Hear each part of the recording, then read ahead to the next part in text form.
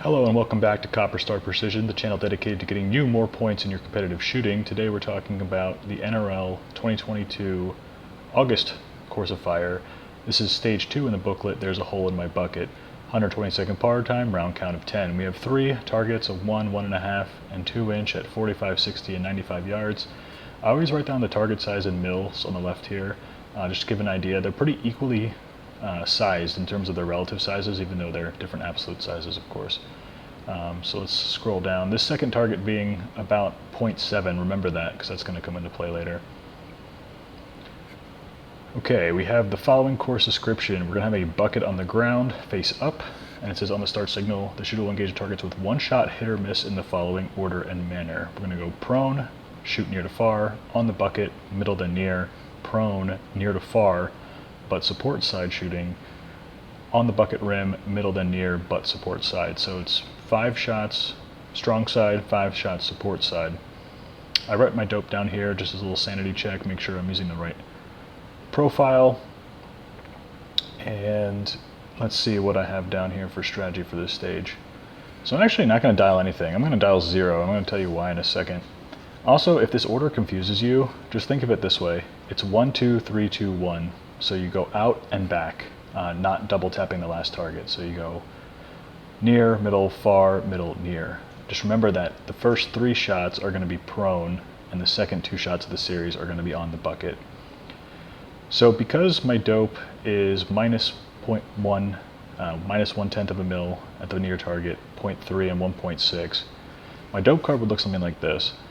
I'm going to dial 0, and because this is minus 0.1 mil and my 0 is at 50 yards, it's close enough and the target's large enough that I can just probably hold center to make an impact.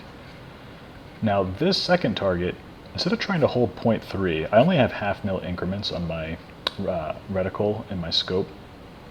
So 0.3, you know, it's halfway between 0 and the 0.5 is 0.25. That's a bunch of nonsense. Just, it's too much thinking. You want to be very efficient on the clock, as these are time stages. So remember what I said, that this target is actually 0.69 mils wide, or let's call it 0.7 mils wide. Half of that is 0.35 mils.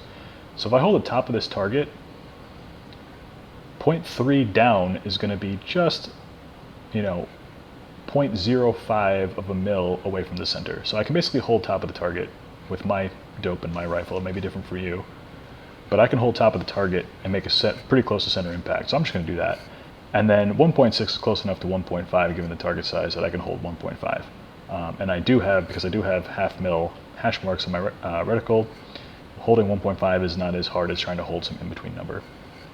So that's what I'm going to do. But what's interesting about the bucket is that it's actually pretty precarious when you put down a rifle on it. It has a tendency to tip over. So let's go to the range and talk about some strategies on how to get good bag placement and make sure that we are in a stable shooting position. All right, we're back on the range. Stage 2, there's a hole in my bucket. This is a really interesting stage. So we have the bucket upright, and usually it's flipped over. And we're going to take 3 shots prone, near to far. So 1, 2, 3, and then 2, 1. 2, 1 is going to be on the rim of the bucket, and then prone 1, 2, 3, back on the rim of the bucket, 2, 1. The last 2 positions are shot support side, which means opposite shoulder, eye, trigger finger. And essentially, the prone shooting here shouldn't be too difficult. I think everyone, you know, feels most comfortable in the prone position.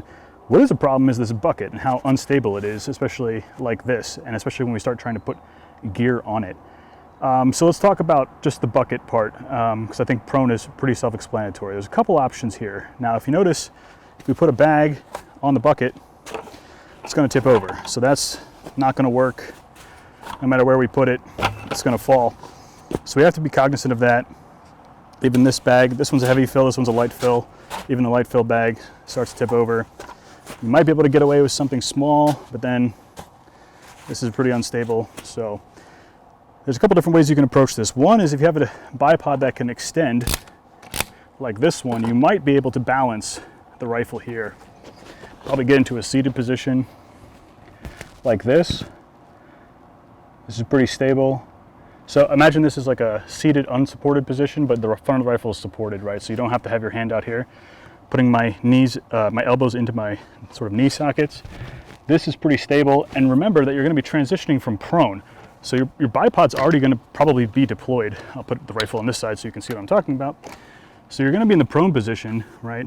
So it might just make sense quickly to get up here like that. And then when we shoot support side, it's just going to be the opposite shoulder, like so. And remember, when you shoot support side, using your non-dominant eye, you're going to go target, turrets, eyepiece, target, turrets, eyepiece. So I'm looking at the target, turret, eyepiece, and that's how I get on target, and I can actually see through the scope. I know a lot of people have issues with support side, so remember, target, turret, eyepiece is the way to go. We could also use a bag. I think if you use a bag, then you're gonna have to be a little bit creative. So let's see, if I do something like this, I'm holding this here, and I'm holding the whole thing, because otherwise it's gonna tip over, right? And then I could get into a prone position. Not the most comfortable thing in the world. So I might just go bipod. But if you need a little bit more height, for example, or if you don't feel like your bipod has the ability to extend its legs that long that you can span the entire length of the bucket, then we can do something like this, where let's say my bipod was only in its shortest collapse position. I could, on my strong side, I'm right-handed, so I'll go to the right hand of the bucket, and I'm holding this.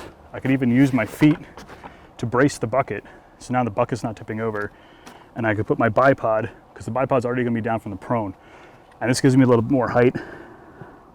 And I could go like this.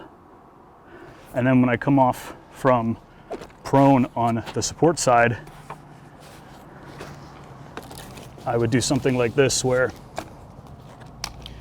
I'd be transitioning from support side, bolt back, come up here, pick the rifle up,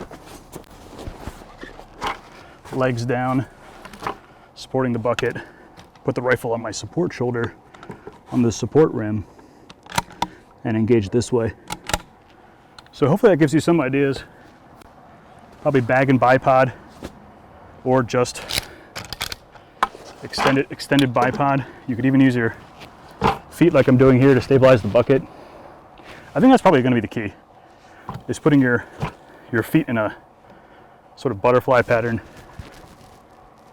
and going like this. I'll probably just do that, and then I can leave this bag to be my rear support during the prone portions. So I hope that gives you some ideas. This can be dangerous. Make sure you're very cognizant of where the muzzle is pointed at all times.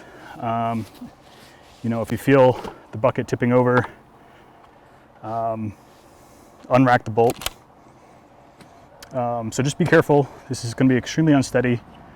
What they might do during the matches, I don't know if they're going to do it or not, but they might just put a little bit of like gravel or fill or a brick at the bottom of this so it doesn't tip over as easy. But remember, you can always support with your legs, and now the bucket's not tipping over. You know, I could put even more weight on there and it's not going to tip. So I'm probably going to run it bipod only with a rear bag for the prone part, but if you need more height, bipod on the bag, or if you don't have legs that extend this far, bipod with a bag should help you. So if this video helped you score more points at your match, don't forget to like, comment, subscribe, and I'll see you in the next one. Until then, score more points.